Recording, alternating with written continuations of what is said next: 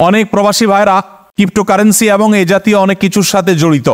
বিশেষ করে ক্রিপ্টোকারেন্সি যেটাকে গোপন মুদ্রা বলা হয়, সিক্রেট মুদ্রা বলা হয়, ভার্চুয়াল মুদ্রা বলা হয়।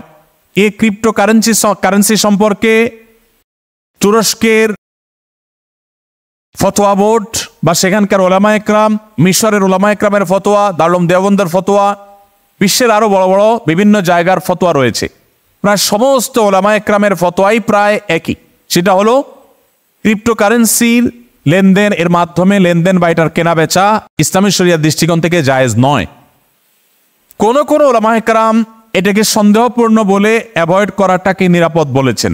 তবে জায়েজ না হওয়ার মতটাই অধিকতর শক্তিশালী এবং এটাই সংখ্যাগরিষ্ঠ আলিমদের মত। কেন জায়েজ নাই এ বিষয়ে বিস্তারিত ব্যাখ্যা করবার সুযোগ নাই।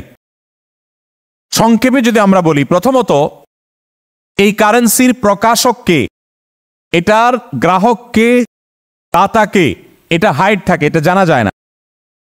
যে কোনো মুহূর্তে প্রতারণার বা যে কোনো মুহূর্তে ক্ষতিগ্রস্ত হওয়ার আশঙ্কা অনেক বেশি থাকে। একসময় ক্রিপ্টোকারেন্সির দাম অনেক কম ছিল, এরপর এত বাড়ছে এবং এমন একটা পর্যায়ে গেছে অবিশ্বাস্য। এরকম অবিশ্বাস্যভাবে ধনী হওয়া বা সম্পদ উপার্জন করা বা এরকম কোনো শর্টকাট ওয়ে অবলম্বন করা শরিয়া মৌলিকভাবে এটাকে প্রশংসা করে না। আরেকটা গুরুত্বপূর্ণ দিক হলো, অস্ট্রেলিয়ান একজন গবেষক গবেষণা করেছেন ক্রিপ্টোকারেন্সির লেনদেনের উপরে, করে তিনি প্রমাণ করেছেন 50% ক্রিপ্টোকারেন্সির লেনদেন হয় অবৈধ খাতে, হ্যাকিং করার কাজে, হ্যাকিংয়ে, তারপরে মাদক, অন্যান্য যে সমস্ত অবৈধ লেনদেন আছে সেগুলোতে 50% ক্রিপ্টোকারেন্সির ব্যবহার হয়ে থাকে। তো এত বিপুল পরিমাণ ব্যবহার অন্যায় অবৈধ কাজে হওয়া, এটাও একটা কারণ যে এটার লেনদেন, এটার কেনাবেচা হালাল না হওয়ার। এবং এর আরো অনেক কারণ আছে। আরেকটা বড় কারণ হলো যে এটার অন্তর্নিহিত কোনো মূল্য আসলে নেই। কাগজের নোট সেটার যেরকম একটা ভ্যালু আছে, এই ক্রিপ্টোকারেন্সির কোনো অন্তর্নিহিত ভ্যালু নাই। এটা হলো আমরা বিভিন্ন সুপার শপে যে কেনাকাটা করার পর পয়েন্টস যোগ হয়, এই পয়েন্টসগুলো একসাথ হয়, এটাকেই আপনার মনে করেন মুদ্রার রূপ ধারণ করা হলো, সেটাও ডিজিটাল বা সেটাও আপনার অনলাইনে। পুরোপুরি জিনিসটা এত অল্প সময়ে এত অল্প কথা বোঝানো কঠিন। আমরা শুধু এইটুকু বোঝানোর চেষ্টা করলাম যে বিশ্বের কোনো প্রথিতযশা আলেমে দ্বীন এটাকে হালাল বলেননি। অতএব আমরা এটা থেকে দূরে থাকার চেষ্টা করব। কোরিয়াতে অনেক ভাই আছে অমুসলিম বিধর্মী মেয়েদের বিয়ে করে এই দেশে পাসপোর্ট পাওয়ার লোভে, কিন্তু মেয়েকে মুসলিম রীতিনীতি মেনে চলতে, বিধিবিধান মেনে চলতে চালাতে পারে না। তাদের ছেলে মেয়ে এই দেশের বেপর্দা কালচার হিসেবে চলে। মুসলিম হিসেবে এটা কি সঠিক কিনা? কোন অবস্থাতে সঠিক হতে পারে না। আপনি এদেশি মেয়ে বিয়ে করেন, তাকে মুসলমান বানায়, কোনো অসুবিধা না, ইসলামে জায়েজ সেটা। কিন্তু মনে রাখতে হবে আপনার মূল উদ্দেশ্য হবে দিন। আপনি যদি উল্টা বরং বেদিন হয়ে যান, দুনিয়ায় ধান্দা হয়, তাহলে সেক্ষেত্রে কিন্তু আপনি আল্লাহর কাছে ধরা খাবেন। এবং তাদেরকে দিনই শিক্ষায় শিক্ষিত করতে না পারলে, জেনারেশন নষ্ট হলে আপনি নিজেই কিন্তু গুনাহগার হবেন। আমার এক বন্ধু বলেছে কোনো অমুসলিম দেশে কাজ করে টাকা উপার্জন করা হারাম। আসলে কথাটা কতটুকু সত্য? অথচ আমার বন্ধু অমুসলিম দেশে ব্যবসা করে। অমুসলিম দেশে ব্যবসা করে বা কাজকাম করে টাকা উপার্জন করা হারাম, এই কথা এইভাবে সঠিক নয়। কোরআন হাদিসে কোথাও এভাবে বলা হয়নি।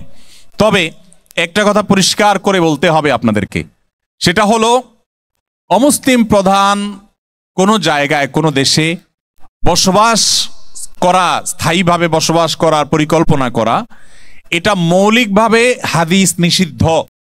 তবে একটি বিশেষ শর্ত সাপেক্ষে সেটি অনুমোদিত হতে পারে। আর এমনিতে আপনি সাময়িক সময়ের জন্য উপার্জন করতে এসেছেন, চাকরি করতে এসেছেন, ব্যবসার কাজে এসেছেন, শিক্ষার জন্য এসেছেন, সেগুলো জায়েজ। স্থায়ীভাবে যদি আপনি বসবাস করতে হয়, সেটা জায়েজ হওয়ার একমাত্র উপায় হলো আপনার উদ্দেশ্য থাকবে দাওয়াতের কাজে বসবাস করা। আপনারা জানেন সাহাবী সাদ ইবনে আবি ওয়াক্কাস রাদিয়াল্লাহু তাআলা আনহুর কবর আছে চায়নায়, এবং তার নামে বিশাল বড় মসজিদ আছে। আমি কিছুদিন আগে তুরস্ক গিয়েছিলাম।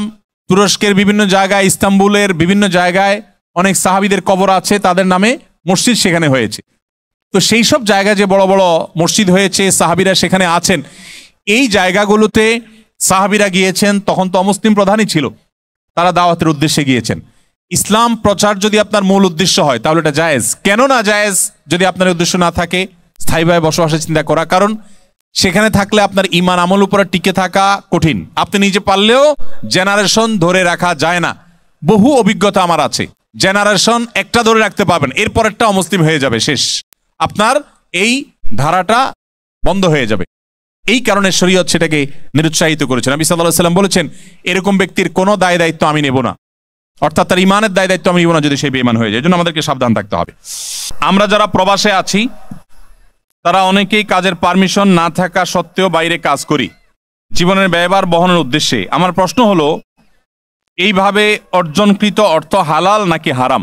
প্রশ্নটি করেছেন আমাদের একজন বোন।